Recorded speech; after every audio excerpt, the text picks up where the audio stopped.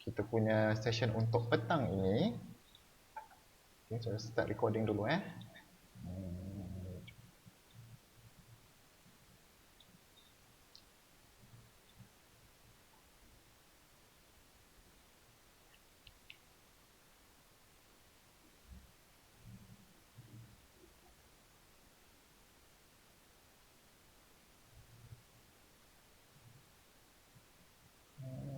Tunggu semua.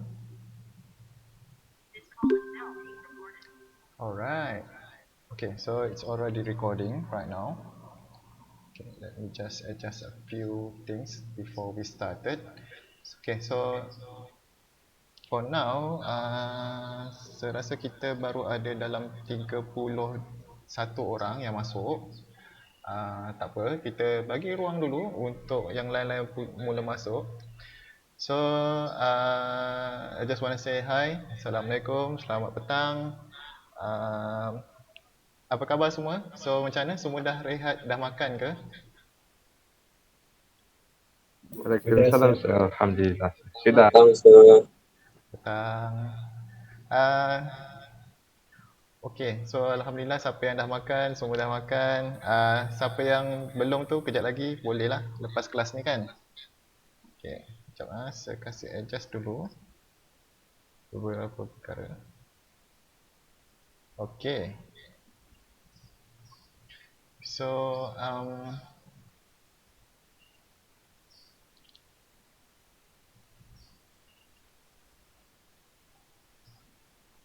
ada siapa yang balik ke untuk cuti Chinese New Year ni? Ada yang balik tak untuk minggu ni nanti? Saya tahu ada beberapa orang yang balik kan? Yes. I know Ketis, kau balik. Tak apa. Tapi minggu depan macam dia sebenarnya kita tak ada kelas formal. Secara formal maksudnya tak ada Google Meet lah. But our lesson still going on. Masih terus berjalan. Okay, so maksudnya macam ni. Nanti saya akan bagi korang video. Okay, so video tu akan cerita pasal tutorial lah. So it will consist of tutorial chapter 3 yang mungkin kita akan start esok, okay, tapi saya akan continue in terms of video YouTube untuk chapter 3. So minggu depan tu sebagai dalam bentuk video lah. So solution apa benda semua tu in the video for next week. So next week kita just all the way belajar sendiri tanpa Google session, Google Meet session. But nanti once dah naik cuti balik, habis cuti tu kita akan try to recall balik lah everything that we have missed during that holiday season, holiday period. Okay, so untuk hari ini, okay, since hari ini yang sangat panas, plus tak ada air lagi semua, okay, so kita akan sambung dengan tutorial yang we have already covered last week. Okay, which is tutorial chapter 2, thermochemistry. Okay, so last time kita berhenti sampai setakat soalan nombor 3, I think. Right? Okay, so let's make transition into new part. Okay. So everybody can see the screen tak? Ada nampak macam ada soalan semua tak? Ada, Sir. Boleh, Sir. Ada. So everyone yang lain-lain tu, siapa yang baru join masuk, korang boleh try pin saya punya saya punya video pin, so korang nampak lebih besar lah. Okay. Alright, so let's start with this question. Okay, so soalan yang diberikan ini is a part for subtopic calorimeter lah. Okay, so calorimetry. So it involving calculation. We want to calculate the heat of combustion. Okay, so kita tengok soalan ni sama-sama. Right, so there is a quantity of 1.922 gram of methanol was burned in a constant volume bomb calorimeter. Okay, so dia bagi dekat sini ada satu maklumat yang penting, iaitu the mass of methanol yang digunakan. Okay, so this is important because we want to know how much of that methanol is being burned. So hence daripada situ kita boleh tahu kalau dia 1 mol berapa dia terbakar. Okay, consequently, the temperature of water rose by 4.2 degrees Celsius. Okay, so yang ini dibagi is actually dia punya difference in temperature. Okay, itu maklumat yang kedua. Next, if the quantity of water surrounding the calorimeter was exactly 200 grams, so dia bagi kat sini mass of water surrounding and the heat capacity of calorimeter. So dia bagi kat sini lagi satu maklumat, which is heat capacity of calorimeter. Calculate the molar heat combustion. So it's actually enthalpy of combustion lah of methanol yang dia perlukan dekat sini. Okay, so ada 1, 2, 3, 4 information yang diberikan, and from that information we want to find the enthalpy of combustion. So macam mana kita nak buat ni? Okay, so first of all, kalau boleh kita take out macam yang sebuat ni saya highlight kan. Okay, so we take out all the given information. So macam kat sini dia dah bagi mass. Okay, so mass of CH3OH. This one is delta T, which is difference in temperature. Yang 200 gram ni pula is the mass of water. So saya letak dalam simbol MW. Yang ini is the heat capacity of calorimeter, which represented segunakan C besar as capacity and then C kecil as for the calorimeter. Okay, so soalan ni minta delta HC, which is the enthalpy of calorimeter. Korang ada dengar bunyi berdengung ke? Ke ataupun jelas je? Ada sir. Ada dengung ya? Okay, jom. Now, dengar tak? Sekejap saya punya ni ada problem sikit.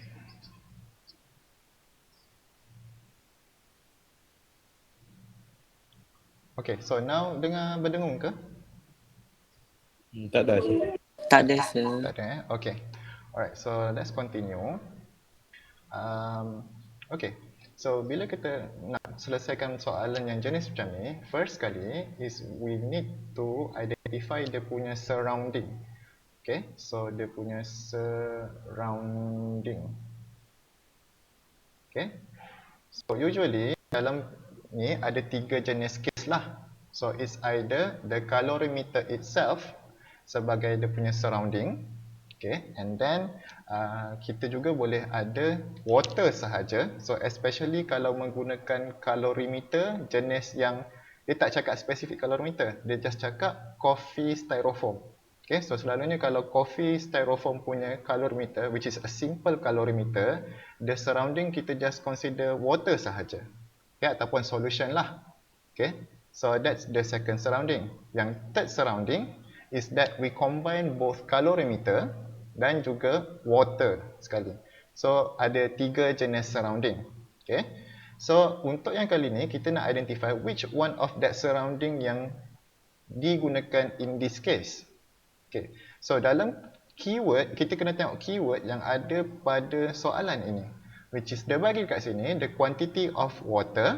So that's your surrounding, sebab dia directly clearly cakap water surrounding the calorimeter. So that's one surrounding. And then dia bagi terus the heat capacity of calorimeter. So maksudnya kat sini kita ada 2 jenis surrounding combined together, which is the calorimeter and also water. Okay, so kenapa kita kena pasti surrounding? That is the one that will influence ataupun mempengaruhi kita punya formula for kita punya Q. Okay, so which is heat released by the reaction lah. Okay, so the QRXN here is equals to the heat absorbed by the surrounding, dan surrounding kita ada 2, iaitu calorimeter and water. So for calorimeter, since dia bagi kat sini C besar, okay, heat capacity, so the formula that will be used as CC, so heat capacity of calorimeter, and then delta, which is heat change, temperature change. Okay, so itu adalah heat heat absorbed by the calorimeter. Plus, since kita ada water juga as surrounding, so kita perlu letak juga formula untuk water. So, for water, kita gunakan mass of water, since dia bagi kat sini mass of water. And then, we are using small c, W. Okay, so bila dia small, dia merujuk kepada specific heat capacity. Okay, kalau heat capacity sahaja, the capital C besar. Tapi kalau dia specific, we just use the symbol of small c. And also we're gonna use the delta T. So rujuk tengok sepunya delta T ni besar lah, huruf T dia besar kan. Alright, so from there kita barulah masukkan semua maklumat yang kita dapat tadi in that formula. So we can get the heat released by the reaction. So heat released by 1.922 gram of methanol tu lah bila dia terbakar. Okay, so CC kita ada kat sini is 2.02, but it using kilojoule per degree Celsius. So for heat capacity selalunya kita tukarkan kepada joule. So it must be times with 1000 lah, ataupun 10 kuasa 3.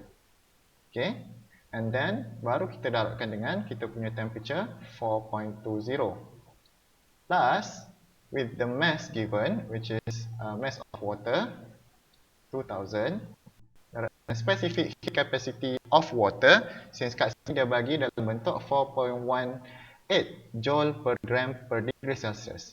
Sebab tu yang kita gunakan specific heat capacity of water, we must include mass sekali. Okay, so 4.18 sama juga darab dengan 4.20.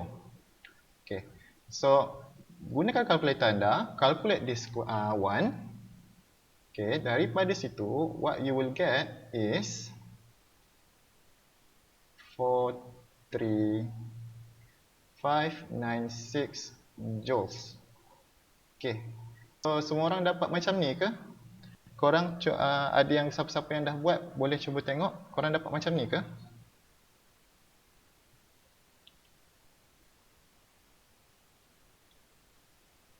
Okay, so Jasmine dapat Okay, so everyone we should get that kind of answer. Okay, so that's one part. So kita baru dapatkan heat absorbed by the surrounding as equals to the heat released by the reaction of 1.922 grams of methanol. Okay, tapi soalan dia nak molar heat of combustion, which means representing 1 mole of methanol combusted. Okay, so kita kena kenal pasti dulu berapakah number of mole of methanol or CH3OH kita terlebih dahulu. Okay, so dari situ simple calculation kita kena buat 1.922 gram bahagikan dengan molar mass of methanol. So molar mass of methanol you could calculate menggunakan 12 tambah 3 kali 1 tambah 16 tambah 1. So this is just basic lah, normal molar mass. You want to find the number of mole. Okay, so from this calculation you should get around 0.06 mole. Okay, so it's actually 0.0600 mole. Panjang lah kat belakang, tapi kita boleh gunakan jadi 0.06. Okay, from there barulah kita akan combinekan. Okay, to find the punya value of delta H kat sini. So delta HC kita. So enthalpy of combustion is always gonna be negative. So kita letak terus simbol negative. And the formula should be the Q over number of mole, Q over N lah. Right? So just take the value 43596 joules over 0.06 mole. Okay, so from this here, next kita akan dapat actually negative 72660 joule per mole. But don't stop here, jangan berhenti sampai setakat ini. Continue your answer to be in kilojoule per mole. So bagikan semua dengan 1000. So you should get negative 7 to 6.6 kilojoule per mole. So that will be your molar heat of combustion for methanol. Okay, semua dapat jawapannya macam ni ke? Yes, sir. Dapat Okay, so you should get that one. So this is actually just a basic ataupun simple calculation in calorimeter lah. Which is actually you guys can score sebenarnya. So just perlu tahu apakah dia punya surrounding, formula that you have to use, and then find the number of mole of the substance that has been used, combinekan, barulah kita boleh dapat delta H. Okay, so ada yang tak jelas ke untuk soalan 4 ni? Semua okey je ke? Okay, sir. Okey. Okay, so if okay, kita continue dengan soalan nombor 5. Alright. So this is that what I have said before lah. Okay, so bila dapat soalan kalorimetri yang macam ini, kita kena tengok apakah dia punya surrounding keluar. But before that, apa-apa hal kita tengok dulu apakah maklumat yang dikeluarkan dekat sini lah. Okay. So in this case, dia bagi 200 ml of 1.0 molar NaOH was mixed with 150 ml of 1.0 molar HCl in a styrofoam. Okay, so maksudnya kat sini dia punya surrounding dia adalah just the solution tu, campuran solution kedua-dua NaOH dan juga HCl. So surrounding dia adalah the solution itself. Kita akan ignore, cuba assume that the calorimeter itu tidak absorb heat sebab dia just bekas sahaja. Okay, so we could ignore that. Okay, so the temperature rose from 25 degrees Celsius to 30 degrees Celsius. So this is another important point lah, which we get the temperature difference. Okay, calculate the heat of neutralization. So dia nak delta H neutralization by assuming that the specific heat of solution is 4.18. So dia dah bagi kat sini. And the density of solution is 1 gram per milliliter. Okay, density of solution ni dia penting because we will convert the volume of solution combined kepada mass of solution. Sebab dalam pengiraan yang kita akan gunakan to find the heat release, kita akan gunakan mass. Okay, so first up kita dah tahu semua maklumat apakah jenis reaction dia. So let's try straight away to get the Q. So first of all tadi kita dah tahu surrounding dia apa. So let's just jot down dulu apakah surrounding dia. So surrounding dia kat sini should be solution, which is the same as water lah actually. It's the same as water. So our QRXN formula we will use the mass of solution times the specific heat capacity of solution, which is CS, also the same value of CW, and then delta T. Okay, so this is just the formula dia. Okay, so sekarang ni kita nak tahu mass of solution tu kita akan gunakan maklumat yang mana. Okay, so you cannot just choose either one of this and then jadikan the mass of solution because 200 ml bercampur dengan 150 ml, so mass dia tu bertambah. Okay, so our mass should be what kat sini? So since kita ada 200 dan kita ada 150, since the density of solution is 1, so maksudnya 200 ml bersamaan dengan berapa gram? 200 gram. 150 sama dengan 150 gram. So that should be it. Okay, so our mass of solution in total we should have 200 plus 150. Specific capacity is 4.18.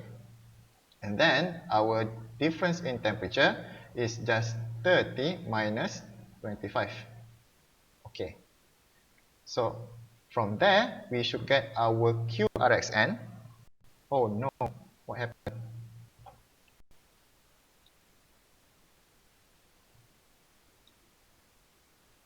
Oh, okay. Nothing happened. Okay, still okay. So kita akan dapat sepatutnya 7315 joules. Okay, Anyone get that same answer? Siapa-siapa yang dah buat tu, korang boleh semak jawapan sama-sama kat sini. And ni. Yep, thank you Raviana, 350 gram. So, hello. Jap, korang dapat ke yang dekat encoder ni, korang punya ni tersangkut ke ataupun tersangkut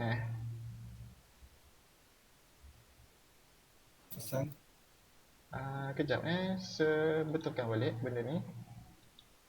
Sebab sepatutnya dia dah ada jawapan dah 7315 joule. Tapi kawan dia tak.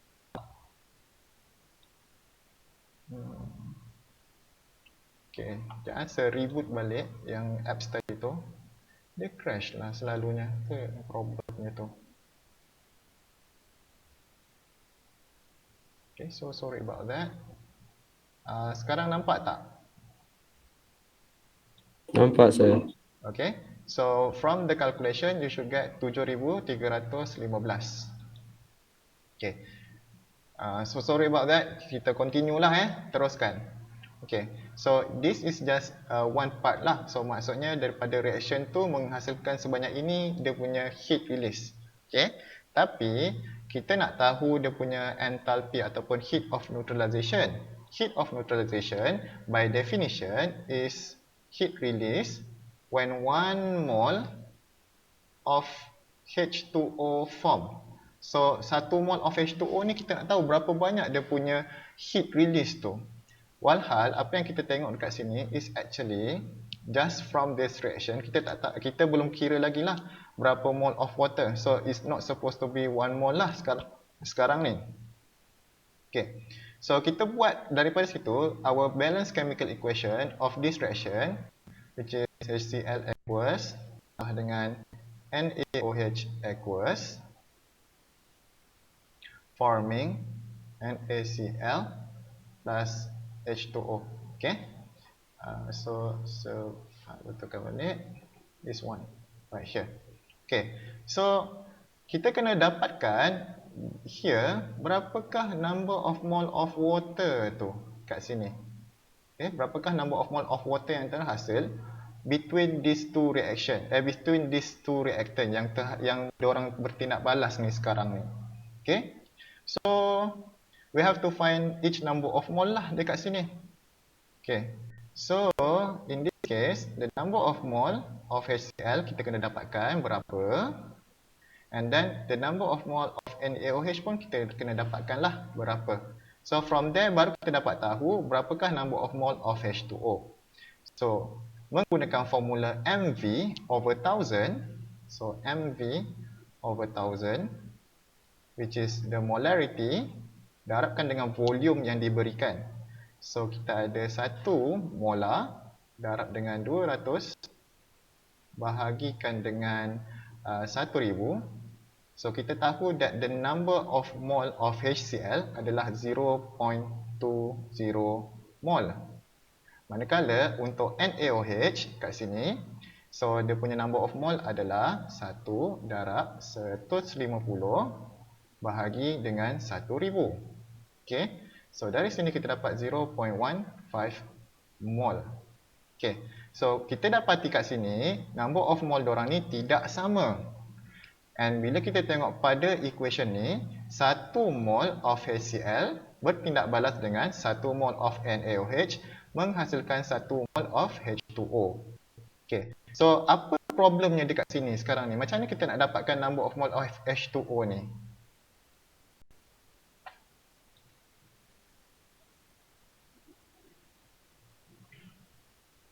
So adakah satu reaktan tu dia macam kurang sikit? So maksudnya dia macam limiting lah. So siapa yang limiting dekat sini antara dua ni? Okay, so Brandon ada possibility menggunakan mole yang kecil. Yes, Raviana pun cakap pilih mole yang kecil. Yes. So the answer is we are using not HCl. We are using NaOH punya number of mole, because in this case here the number of mole of NaOH, betul ke saya cakap ni? Oh, terbalik. Ya Allah. Sorry. Betul lah, pelik. Okay, sorry. So, ni NaOH. Ni HCl. Okay. Baru betul. Okay. So, kat sini HCl is limiting. So, from equation, kita dapat tahu that the number of mole of HCl will be equivalent to the number of mole of H2O. So therefore number of mole of H2O yang kita dapat kat sini adalah sama dengan 0.15 mole. Okay.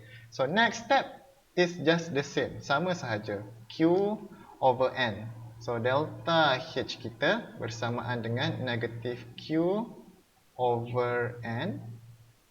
So kita ambil sahaja negatif 7315 Joule bahagi dengan 0.15 mol. Hence anda akan dapat sepatutnya jawapan is negatif 4766.67 joules per mol. And jangan berhenti sampai setakat tu sahaja. Harus ingat mesti berhenti sehingga dapat kilojoule per mol. So bahagikan dengan 1000 semua ni. So what you should get is negative 48.767 kilojoule per mol. Okay. With that, ada sesiapa yang nak tanya ke? Okay. So thank you so much yang siapa yang betulkan tadi. Tersilap. Rancak tengah buat kerja, tak rancak tunjukkan jalan kerja, tapi sampai saya terlupa jawapan saya salah. So korang ada soalan ke apa-apa untuk this problem?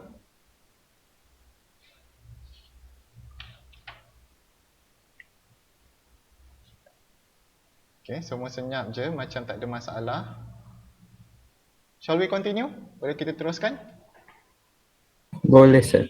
Okay, sekejap Alright, so kita terus masuk kepada soalan nombor 6. Okay, so soalan nombor 6 dia masuk pasal Hess law. So which is this is another subtopic in this chapter lah. Okay, so first kita ada enthalpy, second kita dah ada pasal calorimetry, tadi kita dah cover. Now which is about Hess law. Okay, so first part of this question seserahkan dekat korang to find what is the definition of Hess law. So cari sendiri. Okay. Okay, so this is ada dalam nota. So I hope that you will find on your own lah. So apa-apa definition yang diberikan tu dah betul dah semua. Okay. So yang next ni yang kita nak fokuskan kat sini adalah the second part of this question, 6b. Okay. So the enthalpies of formation of ammonia, hydrogen chloride and ammonium chloride dia dah bagi kat sini respectively. Ada 3 value untuk setiap satu. Okay. Now we have to write the thermochemical equation for the formation of each of the above substances. Okay, so ini yang kita nak tengok, which is very important sebenarnya, because nanti kita akan banyak guna in this chapter. Okay, so let's try it one by one. Okay, let's start with ammonia first. So B1. Okay, so A lah, let's say A. Okay, so for ammonia, the formula you guys should be familiar by now is NH3. Okay, so ammonia. Ingat hujung dia tu nia, ada 3. So dia NH3, NH3. Okay, so the formation of NH3 and ammonia is usually in gas form. So dia terhasil ni macam mana? Formation of ammonia. So remember that formation is that when heat change when 1 mole of substance form. Ni substance ni, bahan yang terhasil ni. Okay, 1 mole. So kita biarkan dia just kekal tanpa perlu balancekan dia apa-apa dulu sebelum tu. From its element. So elemen yang kita ada kat sini ada 2 elemen, nitrogen and hydrogen. So element of nitrogen wujud macam mana? Dia wujud as nitrogen gas, N2 plus with hydrogen gas, H2. Okay, so macam ini. Okay, then baru kita boleh balancekan dia. Okay. So to balance it out, rasa yang ini kena kekal 1 mol. So what happen here? Nitrogen kat sini 1 kan? Kat sebelah sini, belah kiri ada 2 nitrogen. So we have to balance it by just divided by 2. Okay? So bahagikan dengan 2, 1/2. Okay. Hidrogen kat sini pula dia ada 2. Sini ada 3. So nak jadikan dia di sebelah sini 3 pun sama juga, kita gunakan 3 bahagi 2. Okay. So that's how you balance this thermochemical equation. Okay. As one of the part mesti kita kena kekalkan 1 mol. And then letakkan koma kat sini. So as dia nak thermochemical equation, so dalam setiap satu chemical equation yang ni, bila dia nak minta termo, kita kena letakkan sekali the value of delta H equals to negative 46.1 kilojoule per mol. Okay. So itu yang A. Okay. What about B pula? Okay. So B kita ada hydrogen chloride. So HCl. Okay. So sama juga macam tadi. It's the same thing. So kita letakkan 1 mol of HCl pada bahagian produk. So HCl kalau dia cakap dalam bentuk hydrogen chloride, usually in a form of gas. Okay. Kalau dia cakap hydrochloric acid, barulah di dalam bentuk aqueous. Dan terus kalau yang ni jangan letak aqueous, letak gas. Hydrogen chloride is in gas form.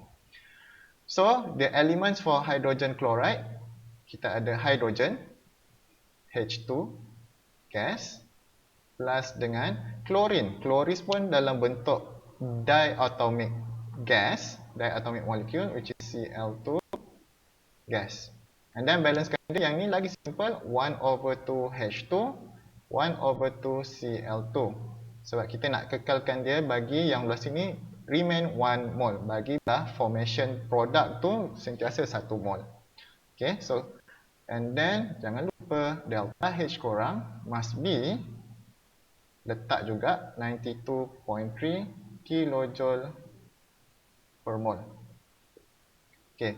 So C sekarang ni saya dah buat 2 contoh. Saya nak korang pula bagi tahu dekat saya apakah jawapan untuk yang C punya, which is untuk ammonium chloride. Okay, siapa-siapa boleh bagi tahu kat saya jawapan dia apa?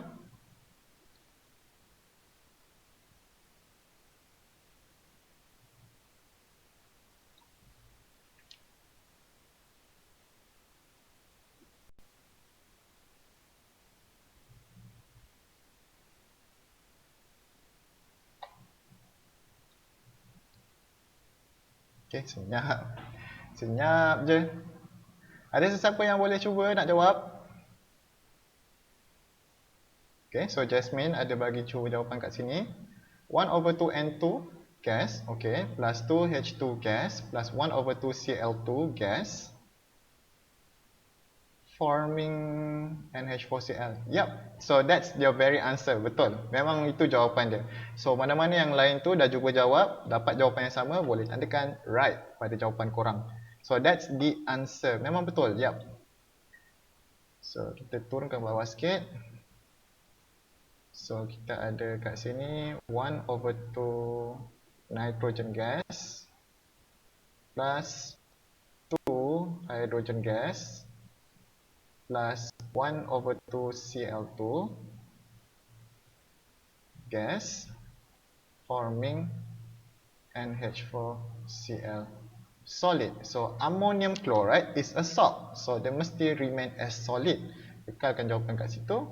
So our delta H here should be negative 14.4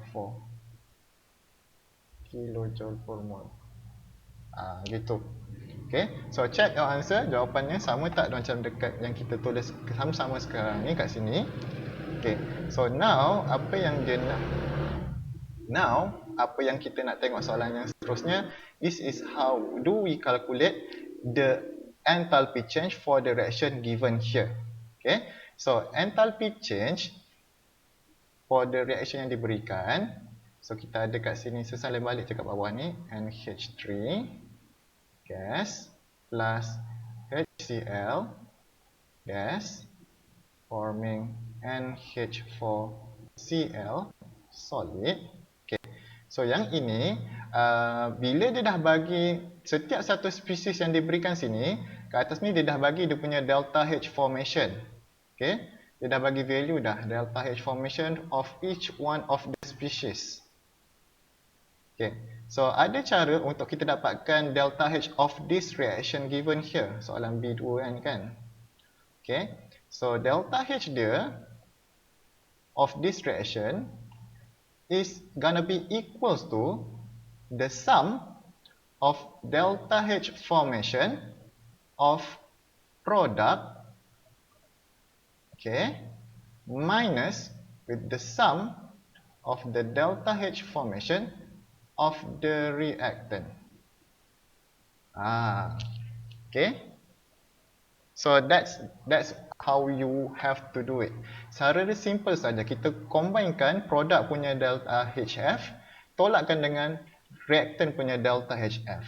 Okay. So in this case kita tahu produk dia adalah NH4Cl. So for NH4Cl kita tahu dia punya delta H is negative 14.4. So tolakkan dengan the sum of enthalpy of formation of product. So produk kita ada NH3 dan reactant kita ada NH3 dan juga kita ada HCl. Okay, and the value is already given, just kita masukkan sahaja nilai negative 46.1 plus the negative 92.3.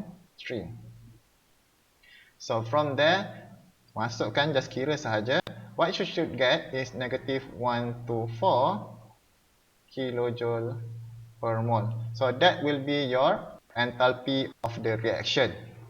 So masing-masing setuju ke dengan jawapan yang diberikan ni? Ataupun korang ada dapat jawapan yang lain? Sekiranya ni betul ke? Korang setuju ke?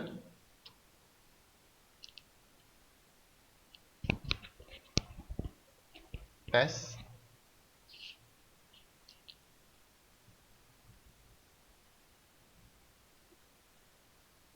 Okay, so dapat jawapan yang sama dengan Riviana, Shirley pun ada jawapan sama, Akmal pun sama. Okay, so kalau sama, ngam, nice. Kita teruskan kepada soalan yang seterusnya. So remember untuk yang ni, ini if they give about enthalpy of formation of each species. Okay, so itu satu. Terus kepada soalan nombor 7. Okay. So for question number 7, nitrogen oxides undergoes many interesting reactions. Calculate the delta H for the overall equation. So dia bagi dekat sini one equation for this overall equation here. So from the following equation yang kat bawah ni, dia nak kita dapatkan delta H. Okay.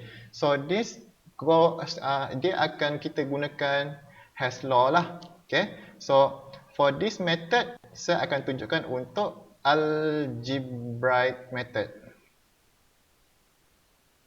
Okay, so method algebra. Kita akan combinekan kedua-dua equation dekat bawah tu untuk mendapatkan the value of delta H of this reaction yang di atas ni. Okay, so kita tengok sama-sama. Okay, so cara dia adalah macam ni. Okay, so daripada atas ni, this is our target reaction, target equation kita. So it must have 2NO2, mesti ada 1/2O2, mesti ada N2O5. Kita tengok kat bawah ni, yang mana yang sama dengan dorang. So mesti ada komponen yang tepat, betul. Okay. So macam contoh, kita selalunya target dulu pada produk ni, N2O5. Okay. And then kita tengok kat bawah, N2O5 ada dekat equation mana. So we have here. So just write it down, bulatkan macam tu. Okay. But pada bahagian equation di reaction yang diberikan kat sini, it is in reactant part. So kita kalau boleh kena pindahkan dia, bukan pindahkan lah, kita kena flip that equation supaya dia jadi pada produk punya side. Okay, so from reactant kita tukarkan kepada produk. So what will happen there is that kita akan dapat equation yang macam ini. 2NO gas plus 3/2O2 gas, and then kita akan dapat N2O5 gas. Okay, so kita punya N2O5 dekat sini, which is dah jadi dekat bahagian produk. But the value of delta H kat sini dia akan berubah.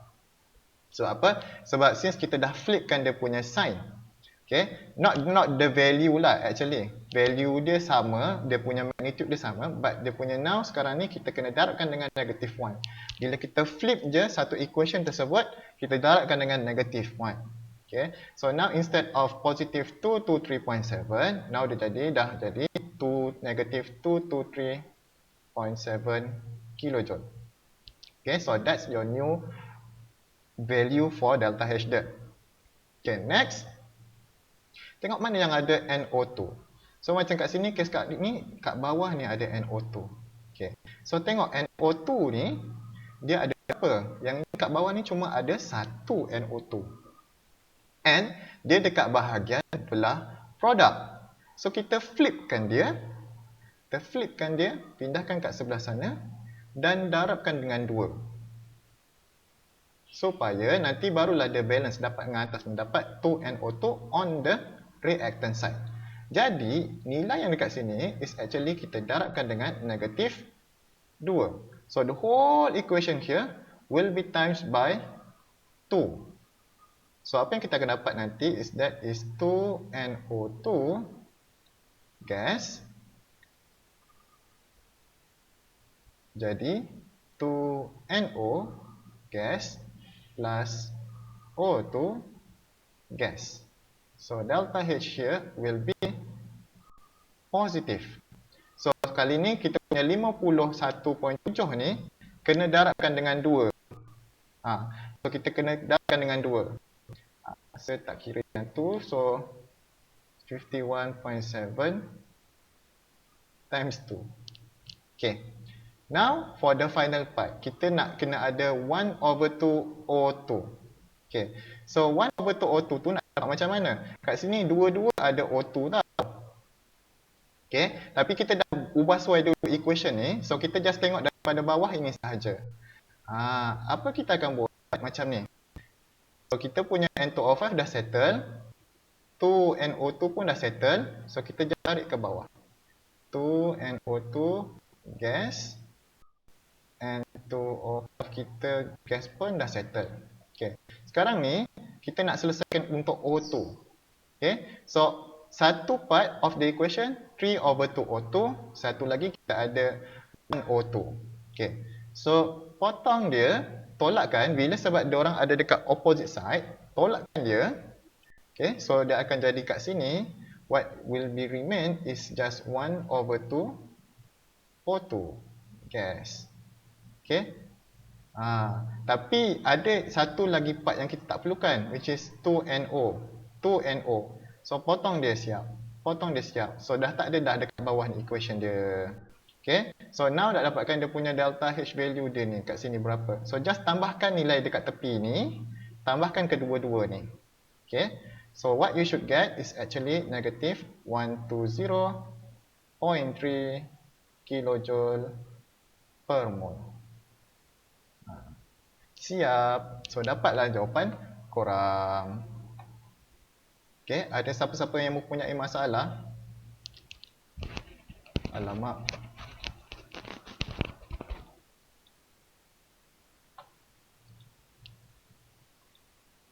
Tak dengar suara, sekejap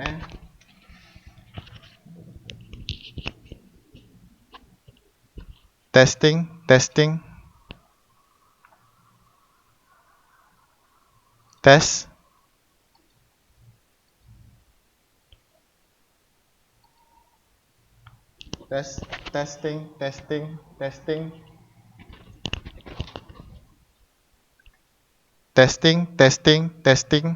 Testing.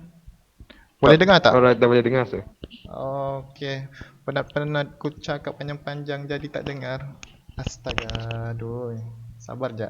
Okay, so korang ada masa setunjuk-tunjuk tu ada apa-apa yang tak faham tak? Macam mana benda tu boleh jadi tu apa semua? Dan kenapa jawapan dia macam tu?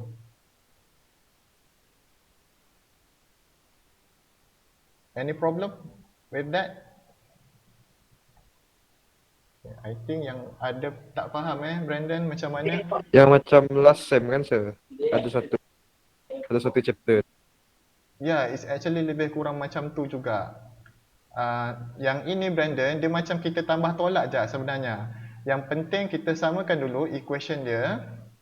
Macam equation ni kita dapatkan dulu yang seperti target yang kita nak.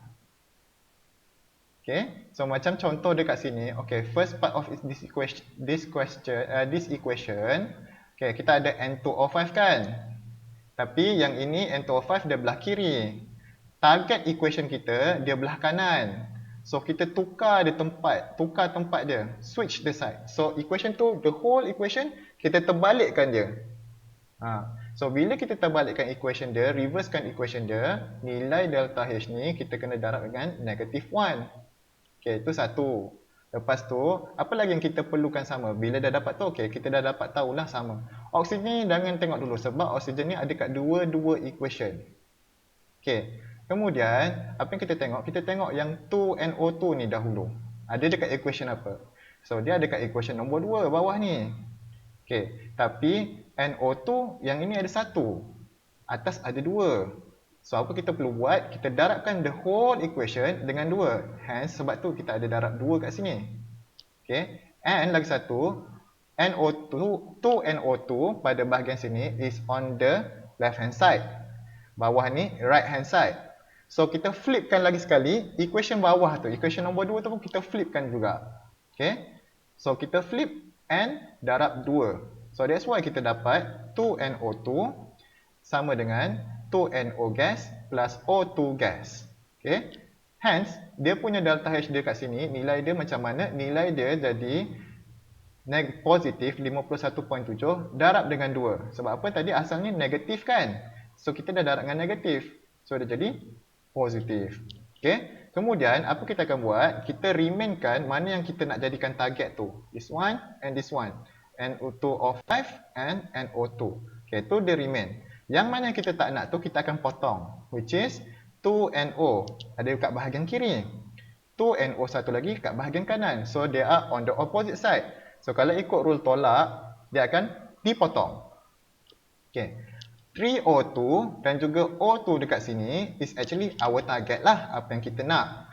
Tapi since dia ada at opposite side, kita just tolakkan dia sahaja. 3/2 tolak dengan 1. So that's why lah kita dapat 1/2 O2. Hasilnya adalah bila kita dah dapat macam tu, kita dapat our punya target equation. From that target equation, nilai delta H dia is just kita tambahkan sahaja nilai hasil tepi yang kita dah manipulate ni, kita dah ubah dia tu. Okay, tambahkan sahaja. Now we got our final answer. Okay. Jelas ke Brandon untuk yang tu? Boleh sikit Okay, kita tengok lagi contoh yang lain lepas ni. Okay. So let's move on to the next question. Okay. So next question is also still in the Hess law, but now kita akan refer this method menggunakan energy cycle method. Okay, so the value of enthalpy of a reaction, kita boleh dapat ada dua cara, dua method lah. Satu tadi, algebraic method, kita guna cara potong-potong tadi tu. So, dipocong-pocong tu. Lepas tu, satu lagi cara is using energy cycle method. Okay, so energy cycle methodnya kita lebih macam melukis jalan alternatif untuk sesuatu reaction tu. Okay, so dia bagi dua equation, satu this one and another one this one. Tapi dia nak delta H for this one, for the third equation here. Okay, so our target equation selalunya untuk energy cycle diagram kita akan lukis dia terlebih dahulu. So kita ada S solid plus 3/2 O2 gas menjadi SO3 gas. Okay, so we want to find the value of this enthalpy Right here. Kita tak tahulah. So just letak tanda soal kat situ. Okay. So to complete the energy cycle diagram, apa yang kita akan buat adalah kita cari antara this equation ni yang mana kita boleh buat jalan alternatif lain supaya dia sampai jadi SO3. So the first thing is that kalau kita tengok dekat equation target kita, kita ada S solid. Okay. Tengok antara dua equation yang diberikan nilai, yang telah diberikan nilai, yang mana yang ada S pada kedudukan yang sama. So like this one, kita ada pada first equation. Alright. So first equation kita ada S solid plus O2 menjadi SO2. So kita just ambil daripada tu, point yang sama tu, kita tarik dia ke bawah. So kita ada anak panah lah, arrow ke bawah. Dia akan menjadi SO2 gas. Sebab terus je lepas arrow terus letak produk. So nampak kita missing kita punya O2 kan? Dan O2 kita boleh tambahkan on the arrow, atas arrow tersebut. Okay, so maksudnya kat sini from this S tambah dengan dengan 1O2 kita boleh dapat SO2 gas. Okay, so this is one arrow lah ke bawah, jalan kita macam nak buat jalan alternatif lain lah. Okay, so kita letak satu jalan. Mula-mula jadi SO2 dulu. Hence, daripada situ kita tambahkan dekat atas arrow tu juga, letakkan the value of enthalpy given, which is negative 297 kilojoule. Okay, so jalan bawah ni mula-mula nilai dia negative 297. Okay, next, jalan seterusnya. SO2 ni ada tak jalan dia pergi ke SO3? Ada. Equation yang kedua. So kita ada SO2 kat sini. SO2 pergi ke SO3. Ada jalan, dia dah bagi dah. Okay. So just straight away kita sambungkan arrow tersebut. SO2 terus pergi ke SO3. Dengan macam mana? Dengan menambah plus with 1/2 O2 gas. The value punya enthalpy dia ada bagi tak? Dia ada bagi juga. Delta H sama dengan negatif 99 kilojoule. 99 kilojoule. Okay. So nampak tak dia macam satu cycle yang complete. Satu atas, jalan atas ni jalan yang direct lah. Kita boleh panggil dia jalan direct. Straight away. Jadi SO3. Another way is to stop at SO2 first. Lepas tu barulah sambung menjadi SO3. So jalan alternatif lah. So sebenarnya apa yang dimaksudkan kat sini, jalan atas punya enthalpy is the same as the sum of all enthalpy from the alternative pathway sini, yang bawah ni. Okay, so apa yang kita akan dapat nanti kat sini, the delta H yang unknown tu is equals to the value of negative 297 tambahkan dengan negative 99 kilojoule. So, the enthalpy of this reaction is the same as, nilai dia, kita dapat negative 396 kilojoule. So, that's your answer. Okay, very simple. Untuk energy cycle diagram ni sebenarnya dia nampak lebih mudah lah untuk kita buat berbanding dengan algebraic. Tapi algebraic lebih mudah kalau kita gunakan untuk yang lebih kompleks punya solution. Yang ini yang lebih mudah, lebih jelas nampak. Okay, baru kita guna energy cycle method. So, ada apa-apa soalan ke untuk energy cycle method yang ini? Brandon, jelas ke Brandon? Ke ada soalan juga untuk yang ini? Jelas, sir. Jelas Sir, boleh ulang sikit ke sir yang bahagian arrow yang O2? Arrow yang O2 yang mana? Dari S. Oh, dari S. Okay. So yang arrow tu sebenarnya kita just ikut saja from equation ni. Nampak tak arrow kita ada sulfur kan kat sini kan? Okay. So kita terus pergi ke produk. Kita abaikan dulu O2 ni kat sini. Terus pergi ke produk dia which is SO2. So ni sebenarnya macam dia punya transit lah. So S menjadi SO2. Cara dengan apa? Dengan tambah O2. So tambah O2 ni kita letak atas arrow. Okay. So that value kita ada that reaction dia ada enthalpy banyak ni. Okay. Lepas tu kita nak sambung that reaction tu supaya dia boleh jadi tambah sampai menjadi SO3. So since dia ada terus one direct way lagi sekali daripada SO2 menjadi SO3 pada reaction chemical yang equation yang kedua ini, so kita just tambah lagi satu arrow di mana from SO2 menjadi SO3 dengan cara macam mana? Dia tambah 1/2 O2.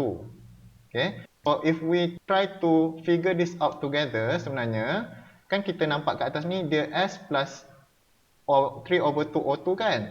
So actually O2, 1 O2 kat sini dengan kalau kita tambah dengan 1/2 O2 dekat sini, dia akan jadi sama dengan yang atas ini juga, 3/2 O2. Cumanya dia ada satu extra step sahaja. Yang bawah ni dia jadi SO2 dulu, baru jadi SO3. Yang atas ni dia just direct straight away menjadi SO3. So it's one macam jalan satu jalan direct, satu lagi ikut jalan jalan jauh sikit. Tu je beza dia. Okay Taufik, Okay sir, clear sir. clear Okay, so just nak clue dia adalah kita tengok dulu reaction target kita. Okay, lepas tu kita tengok reactant dia. Reactant dia ada tak yang sama dengan equation yang diberikan. Kalau macam contoh equation yang diberikan, contohlah kan, yang equation atas ni dia bagi terbalik tau.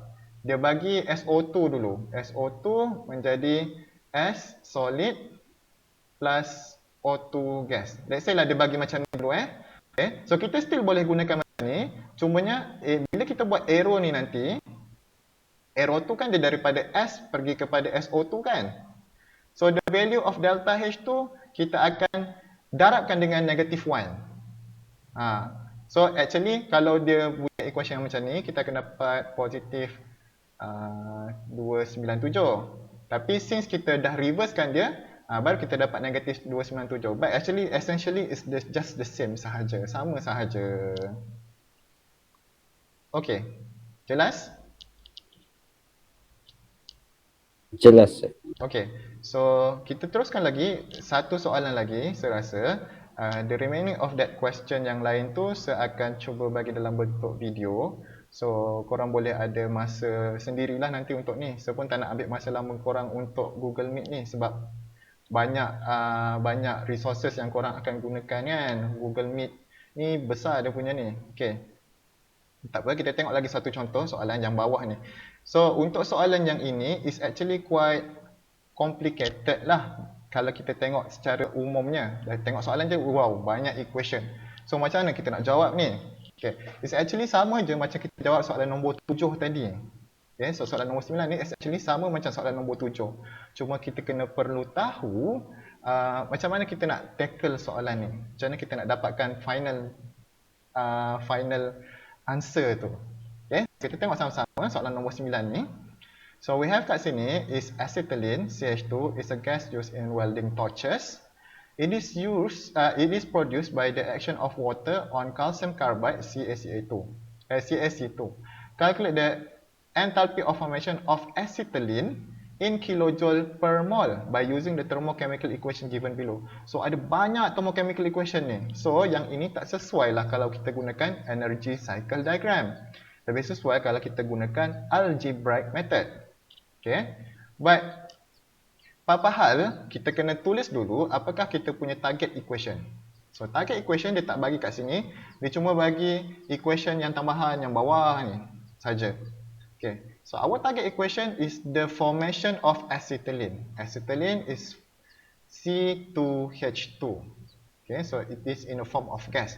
Kalau korang nak buat welding apa semua ni, this gas is very commonly used lah dalam welding. Okay, so it is formed from apa? Dia punya elemen dia apa? So elemen dia datang daripada C solid, okay, carbon solid. Carbon tu yang charcoal tu lah, charcoal apa semua tu, that's carbon solid. Plus with hydrogen gas, H2 gas. Okay, so balancekan dulu mula-mula. So kita ada dua carbon on the right hand side.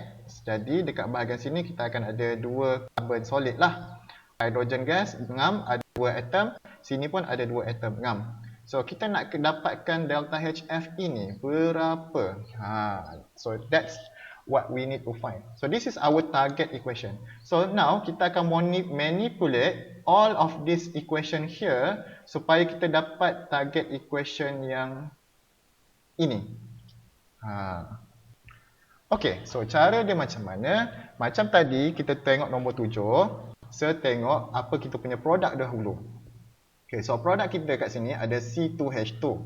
So equation mana yang kat sini yang ada C2H2 produk dia?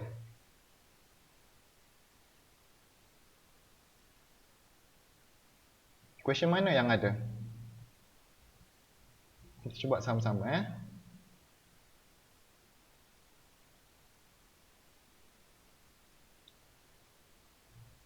Question ketiga. Equation ketiga, yes, good. Okay, so kita just tengok equation ketiga ni, C2H2 dia, kita bulatkan dia. Okay, kita tengok nilai dia sama tak dengan yang bawah ni? Sama kan? 1, 1. Okay, and then dekat bahagian produk, dah memang ngam lah kat bahagian produk tu. So kita just tulis balik sahaja equation tersebut. Kita just tulis balik sahaja. CaC2 plus 2H2O liquid CaOH. Sebenarnya tak payah tulis balik pun tak apalah, tapi saya just nak tunjuk balik sahajalah. H2 gas. Okay, so value kat sini tak akan berubah lah sebab tak ada apa-apa perubahan. Negative 126.0 kilojoule. Okay, so equation ni kita akan cuba kekalkan. Okay, don't usik dia, jangan usik dia sebab dia dah ada produk dah dekat sini. Okay, next, dekat mana lagi? Okay, kita punya reactant pula kat sini. Kita ada carbon solid dan kita juga ada hydrogen gas. Okay, antara dua ni, yang mana yang ada pada banyak-banyak 5 equation ni, kat mana yang ada satu je? Maksudnya yang tak berulang lah. Compound apa? Elemen apa? Kalau kita tengok kat sini hydrogen kan? Okay, kat equation yang last kali ni kita cuma ada kat situ je yang ada hydrogen. So kita usik dia dulu. Okay, sebab apa? Sebab kat carbon ni dia ada kat dua tempat. So jangan usik dia dulu. Kita usik kejap lagi. Okay, so apa yang kita nampak kat sini? So hydrogen gas ni kat sini dia ada dua pada equation ni. So apa kita akan buat? Kita akan darabkan dia dengan 1/2 terlebih dahulu. Okay, and then tengok dia punya reactant ni, reactant kita ni H2 ni pada equation ini dia pada bahagian produk. So kalau dia pada bahagian produk, apa kita kena buat? Tukarkan dia ke tempat reactant. So kalau kita tukar dia, apa akan jadi pada value of delta H dia tu? Kita kena buat apa? Bagi 2.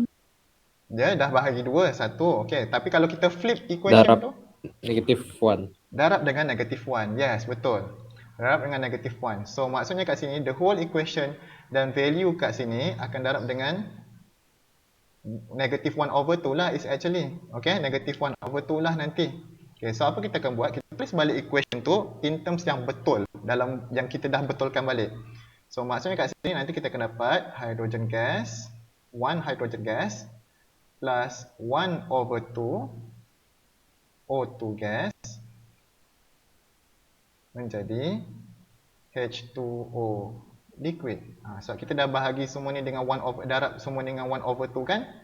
Delta H dia pun kat sini pun kita dah ubah dah value dia.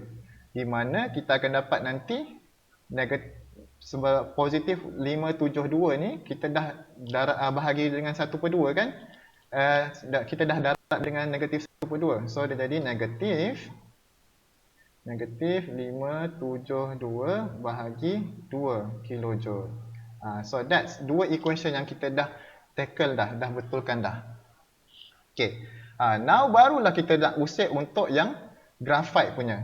Okay, so yang graphite punya tu macam mana kita nak dapatkan dia, kita nak tengok dia. Okay, dengan cara macam ini,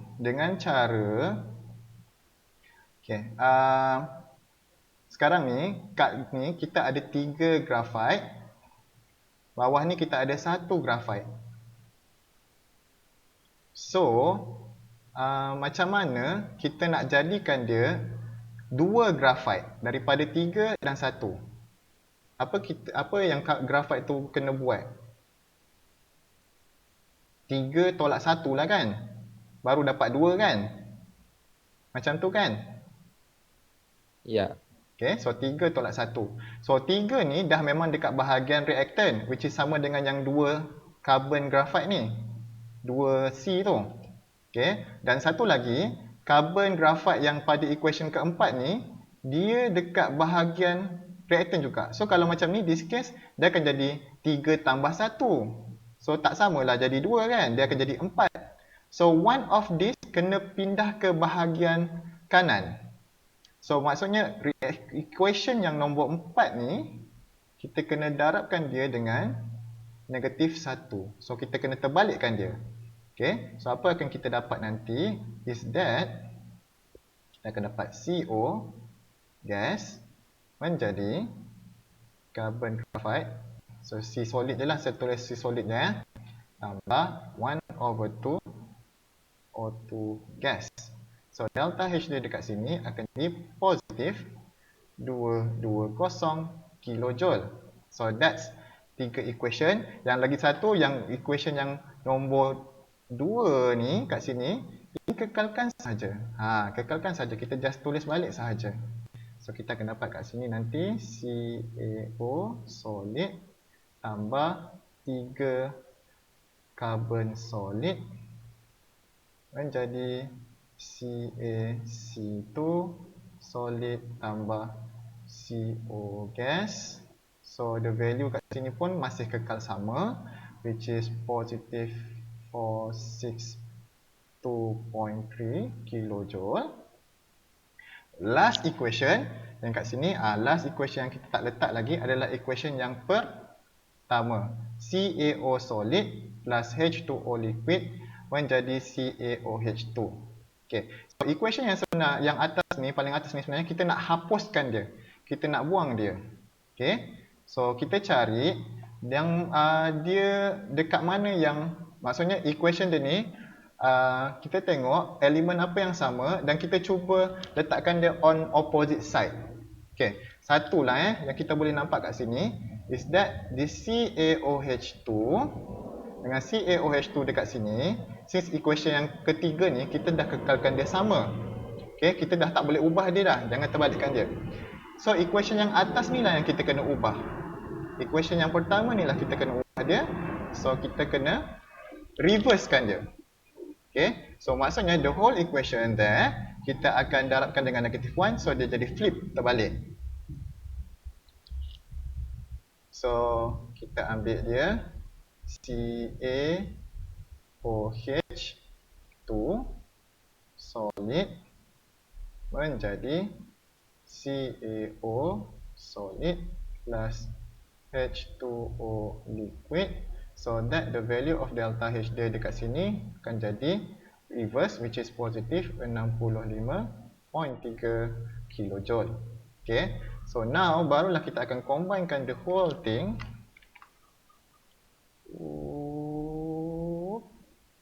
menjadi our target equation yang atas ni lah. Okay, so kita bulatkan balik mana yang kita nak target tadi tu. C2H2 sudah bulatkan.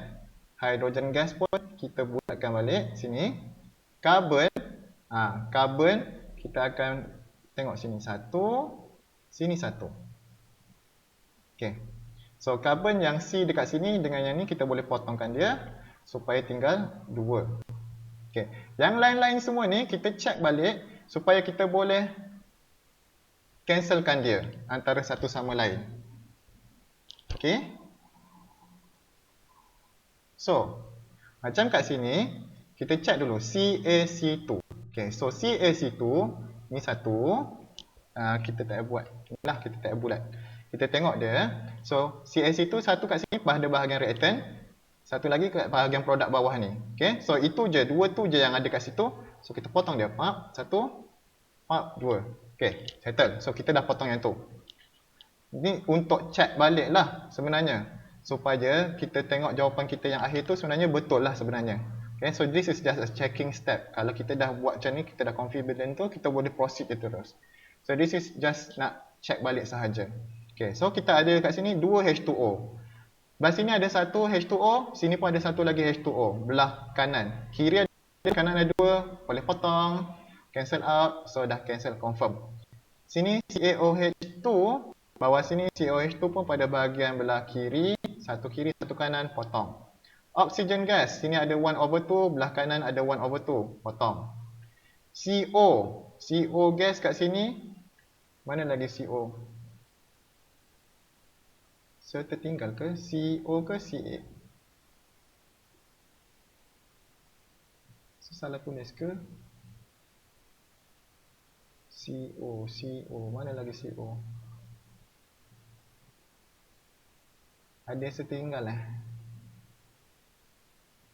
CaC2, H2O, CaC2, CaC2, oh, CO ada kat sini, belah kiri. Kanan sini satu, kiri sini satu. Okey, potong. Lepas tu CaO sini satu, sini potong. Okey, so ngam lah. Okey, so now lah kita combine semua. Jadi 2 C solid tambah hydrogen gas, jadilah C2H2 gas. So delta HF dia dekat sini, kita just combinekan the whole value yang ada dekat belah kanan sini. Okay, tambahkan dia semua. So korang akan dapat berapa? Cuba korang kirakan untuk sekali ni. Kita nak check jawapan kita sama tak?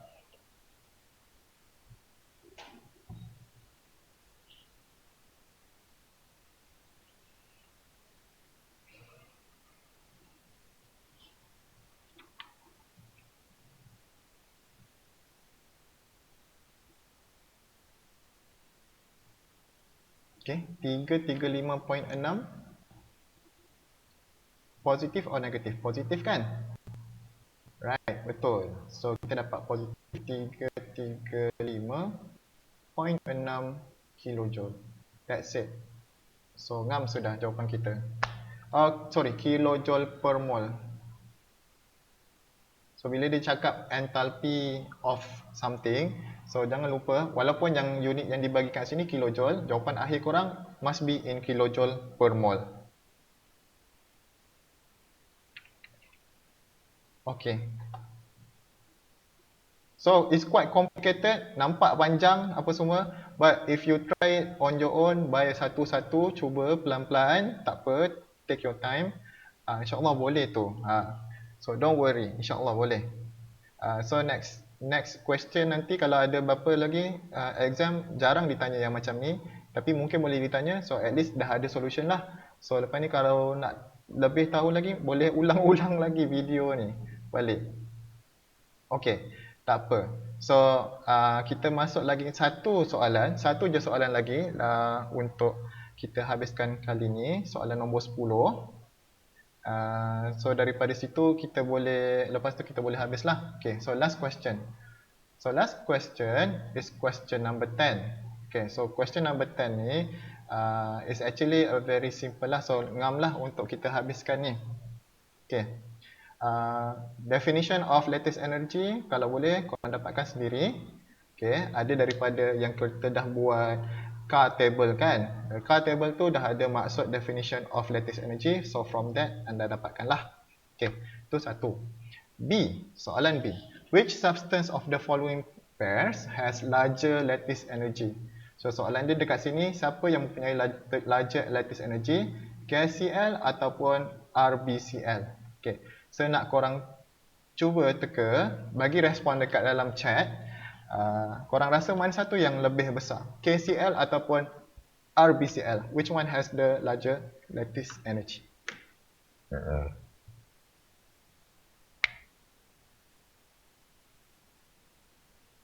RB kot. Jasmine jawab KCl, Zahida cakap KCl. Yang lain-lain? KCl, Raviana KCl, Taufik KCl lagi. KCl, so majority of you jawab KCl Okay, so the answer is yes, correct. Betul, KCl. So KCl would have larger lattice energy. Okay, so betul. Okay, kenapa? Okay, sebab first lattice energy ni kalau kita nak tengok, it depends on the ionic size.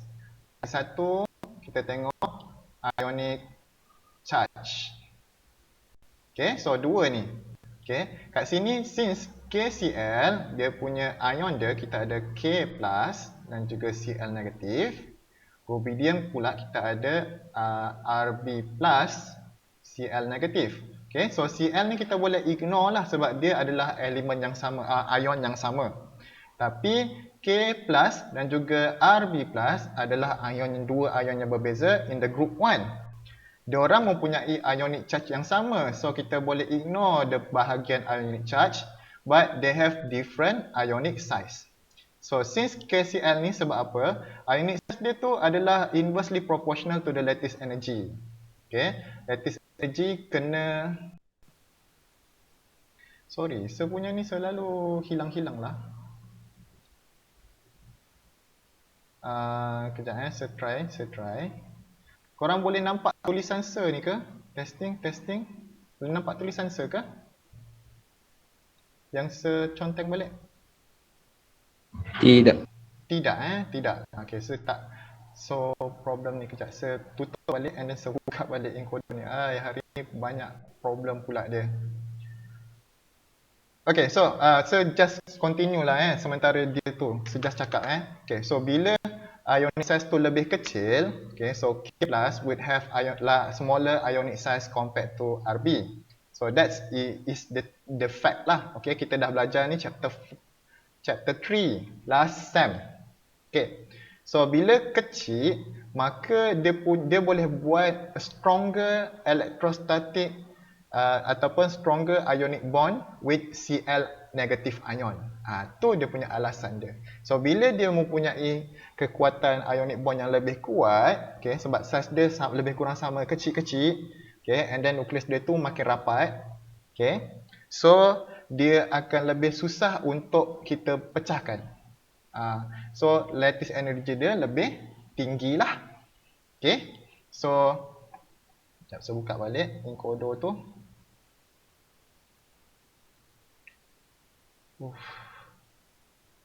Okay, so KCl has larger ni. So K plus ion is smaller. So ni adalah one part of the explanation.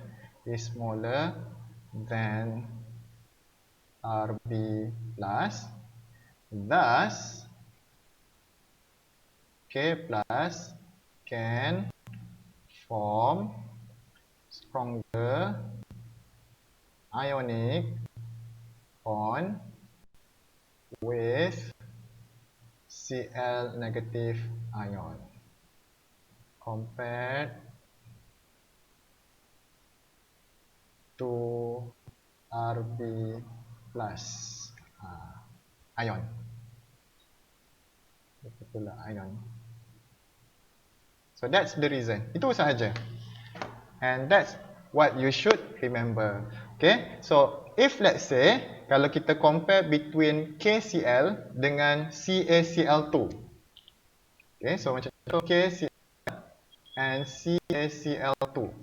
Okay, so dua ni dah jadi ion yang mempunyai different size and different charge. Tapi Ca akan mempunyai advantage sebab ionic charge ni kalau dia lebih besar ionic charge dia, lebih kuatlah lattice energy dia.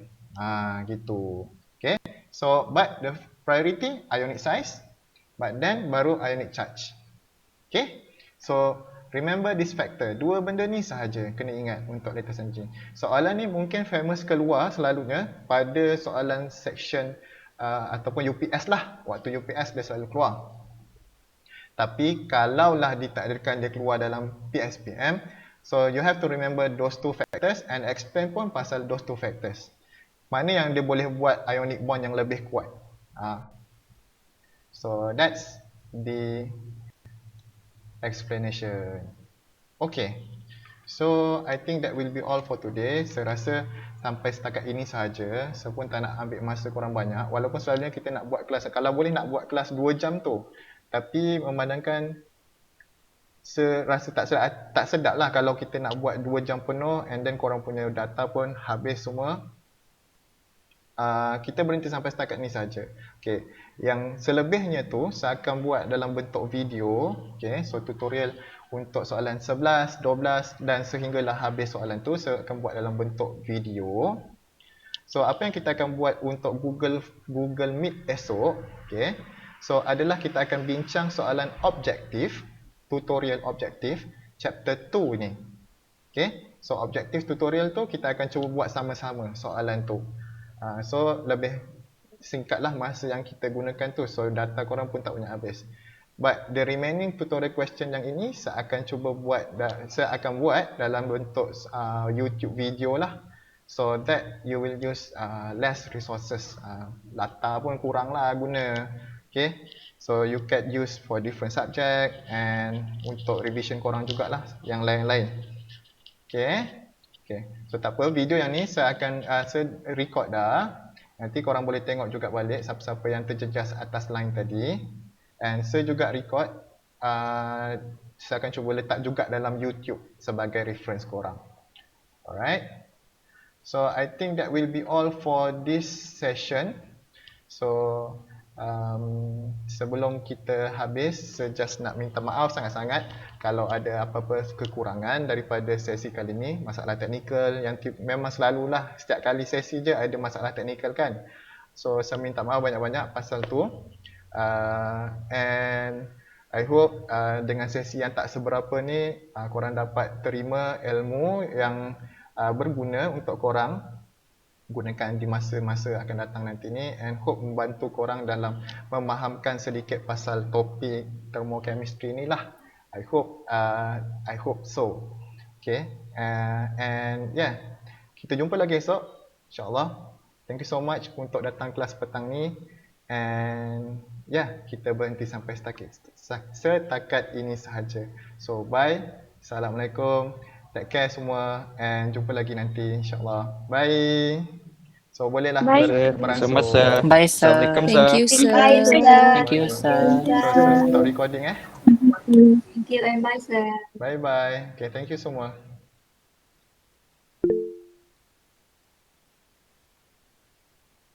See. Stop recording. Okay.